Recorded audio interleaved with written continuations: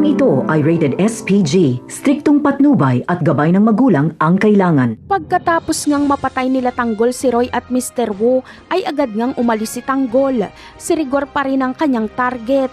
Agad naman siyang sinundan ng kanyang mga kaibigan.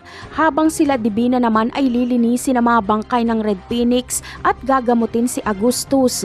Mariing ipinagbili ni Divina kay Enteng na kahit ano ang mangyari ay huwag pababayaan si Tanggol at siguraduhing ligtas ito.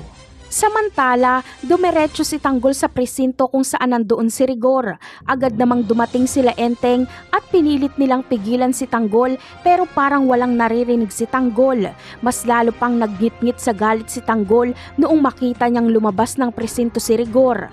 Pero hindi muna kumilos si Tanggol dahil lumabas din si Mando. Nag-usap si Mando at Rigor. At mamaya-maya pa ay pumasok na sa presinto si Mando at naiwan si Rigor sa labas. Kaya dito na humarurot si Tanggol papunta kay Rigor at raratratin niya ito. Ito ang unang ganti ni Tanggol kay Rigor. Dahil alerto si Rigor ay agad siyang makakatakbo. Ganun pa man ay tatamaan siya pero daplis lang.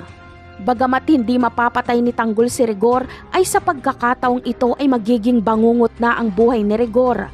Ayon kasi kay Tanggol ay kulang pa ang buhay ni Rigor na kabayaran sa lahat ng kasalanan nito.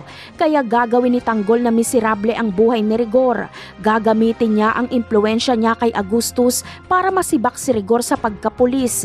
At nang sa ganon ay madali na lang mapatay ni Tanggol si Rigor kapag wala na ito sa serbisyo. Napakarami pa nating dapat abangan sa mga susunod na episode. Paalam!